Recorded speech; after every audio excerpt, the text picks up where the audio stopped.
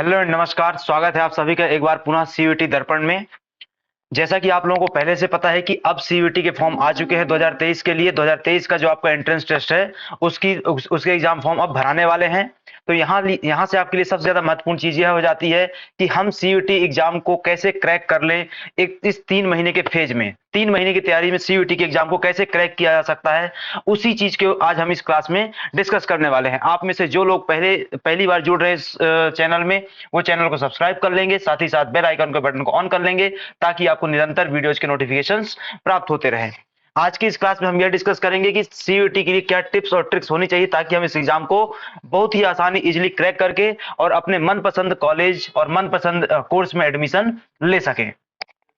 देखो, किसी भी एग्जाम को क्रैक करने का सबसे आसान तरीका क्या होता है कि उसके सिलेबस को टू द पॉइंट फॉलो किया जाए। उसके सिलेबस को टू द पॉइंट फॉलो किया जाए, साथ ही साथ एग्जाम का पैटर्न क्या है उसको पकड़ना बहुत ज्यादा आवश्यक होता है। एग्जाम के पैटर्न से यह मतलब यह होता है कि कितनी डेप्थनेस के साथ क्वेश्चन आते हैं। ठीक है, जैसे उदाहरण के लिए बात कर लें कि आपका जनरल टेस्ट है, जनरल टेस्ट में कितनी गहराई से प्रश्न आ रहे हैं या उसमें कितनी डेप्थनेस रखी जाती है, करंट अफेयर के किस प्रकार के प्रश्न आते हैं उनमें क्या डेप्थनेस रखी जाती है। इस प्रकार से आपको पैटर्न को पकड़ना होगा। तो आपके लिए जो सबसे पहली महत्वपूर्ण चीज है वो क्या करना है, अपने सिलेबस को कंप्लीटली होलिस्टिकली कवर करना। अपने सिलेबस को होलिस्टिकली कवर करना। If you are preparing for CUET 2023, the key tips to revise all the important topics. ठीक है, एक बार आपका सिलेबस कवर हो गया तो सबसे महत्वपूर्ण चीज यह हो जाएगी कि आप क्या कर रहे हो, अपने रिविजन्स बढ़ा रहे हो। लगातार यदि आप क्या करते जाएंगे, अपने नंबर ऑफ रिविजन्स को बढ़ाते जाएंगे तो आपकी प्रिपरेशन क्या होती जाएगी, बेहतर होती जाएगी। Once you have covered the whole CUT syllabus, it is utmost importance that you go through it and revise it in a thorough and systematic manner.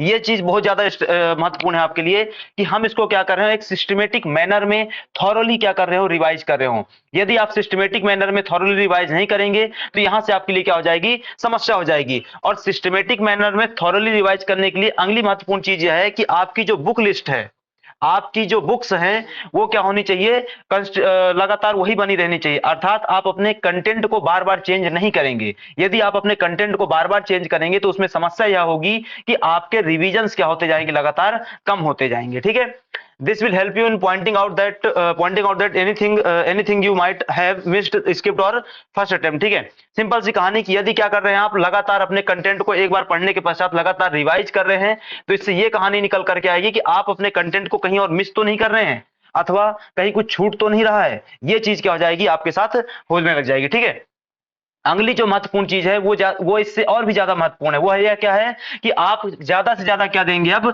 Mock test देंगे। ज्यादा से ज्यादा क्या करेंगे, आप मॉक टेस्ट देंगे। यदि आप मॉक टेस्ट नहीं दे रहे हैं, यदि आप मॉक टेस्ट नहीं दे रहे हैं तो आप अपनी तैयारी को दरअसल असेस नहीं कर पा रहे हैं। और अपनी तैयारी को एसेस करना बहुत ज्यादा आवश्यक है, अपनी तैयारी का मूल्यांकन करना बहुत ज्यादा आवश्यक है ताकि हमको पता हो कि हम कितने पानी में हैं। ठीक है, और इस मॉक टेस्ट को देने का सबसे बेहतर तरीका क्या है कि हमारे यहाँ पर इसके लिए टेस्ट सीरीज चलाई जा रही है, उस टेस्ट सीरीज को आप ज्वाइन करेंगे और वहां से आपको क्या मिल जाएंगे, सभी मॉक टेस्ट आपको प्राप्त हो जाएंगे। पहला पॉइंट। दूसरा पॉइंट आपका क्या जाता है कि ये मॉक टेस्ट क्यों देना आवश्यक है, क्योंकि ये जो एग्जाम है वो किस प्रकार का एग्जाम है, सीबीटी एग्जाम है। किस प्रकार का, कंप्यूटर बेस्ड टेस्ट है। कंप्यूटर बेस्ड टेस्ट चूंकि आप पहली बार दे रहे होंगे, इसके पहले आपने कभी भी कंप्यूटर बेस्ड टेस्ट नहीं दिया है। क्यों, क्योंकि आपका 12th तक के जो भी एग्जाम हुए वो सब एग्जाम किस प्रकार के थे, रिटन टाइप के थे, थ्योरेटिकल पेपर होते थे। यहां पर क्या होगा, आपका एमसीक्यू फॉर्म में पेपर होगा। तो एमसीक्यू फॉर्म का पेपर जो कि सीबीटी बेस होगा, कंप्यूटर बेस्ड टेस्ट होगा, वहां पर आपको मॉक टेस्ट देना बहुत ज्यादा आवश्यक है ताकि आपको पता रहे कि कैसे आपको वहां पे क्वेश्चंस को फ्लैग करना होता है, कैसे आपको अनअटेम्प्टेड क्वेश्चन होते हैं, कैसे अटेम्प्टेड क्वेश्चन होते हैं, निगेटिव मार्किंग कैसे होती है। इन सब की प्रैक्टिस आपको मॉक टेस्ट से ही हो पाएगी। ठीक है, इतनी बातें हो गई आपकी टेस्ट के थ्रू। अब इसमें क्या रहता है, after that student should hold some of the best books for the CUET preparation. ये बुक के बारे में जो चर्चा थी वो हमने कर ली थी पीछे कि आपके पास बेहतर बुक होनी चाहिए और उन्हीं बेहतर बुक को आपको बार बार रिवाइज करना है, बजाय इसके कि आप बार बार अपनी पुस्तकों को बदल रहे हो। बार बार हमको बुक्स चेंज नहीं करनी है। यदि आप बार बार अपने कंटेंट को बदलेंगे तो आपको रिविजन में क्या होगी, प्रॉब्लम होगी। ठीक है, अब इस चीज को यदि मैं आपके लिए समराइज कर दूं कुछ पॉइंट्स में, इस पूरी कहानी को मैं आपके लिए समराइज करता हूं कि क्या टिप्स एंड ट्रिक्स होनी चाहिए आपके लिए।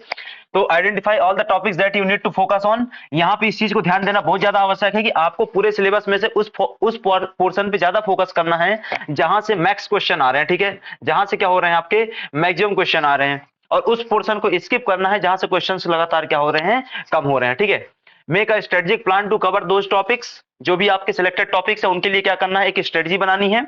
Revise the topics that you find more difficult, बहुत सारे टॉपिक्स ऐसे होंगे जो आपके लिए क्या होंगे, कठिन होंगे।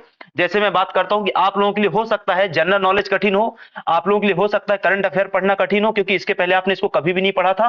तो उन टॉपिक्स को क्या करेंगे आप, ज्यादा फोकस करेंगे, उन टॉपिक्स को क्या करेंगे आप, ज्यादा फोकस करेंगे। इसके अलावा go through the mock test, this will help you in managing your time, जैसा कि मैंने पीछे आपको समझाया। मॉक टेस्ट से टाइम मैनेजमेंट होगा, मॉक टेस्ट से आप अपने मार्किंग वाले पोर्शन को मैनेज कर पाएंगे। निगेटिव मार्किंग क्योंकि इस एग्जाम में है 20% की निगेटिव मार्किंग है, तो उसको भी क्या करना है आपके लिए, मैनेज करना बहुत ज्यादा आवश्यक है। गो through the previous year question paper, ये बहुत ज्यादा महत्वपूर्ण चीज है। मैंने आपको जस्ट पीछे बताया कि एग्जाम के पैटर्न को बहुत ज्यादा समझना आवश्यक है, और एग्जाम के पैटर्न को समझने के लिए सबसे जो अच्छी चीज होती है वो क्या होता है, पीवाईक्यू, प्रीवियस ईयर क्वेश्चन।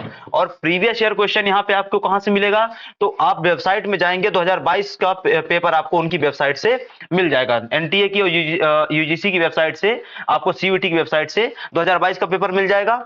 इसके अलावा try to understand the pattern of the paper, यदि आप पीवाईक्यू को देखेंगे तो आपको पैटर्न ही मिलने वाला है उससे, ठीक है।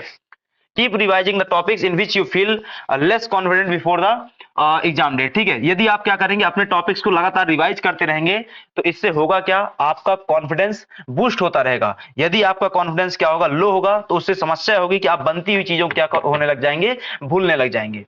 तो ये कुछ क्या थी आपके लिए एग्जाम के टिप्स एंड ट्रिक्स थी, इनको क्या करना है आपको, इसी के अनुसार क्या करना है, अपनी तैयारी को गति देनी है, इसी के अनुसार आपको अपनी तैयारी को अंजाम देना है और एग्जाम को क्रैक करना है। तो आज की अपनी क्लास यहीं तक रहेगी, मिलेंगे आपसे फिर कभी, तब तक के लिए आप सभी का धन्यवाद।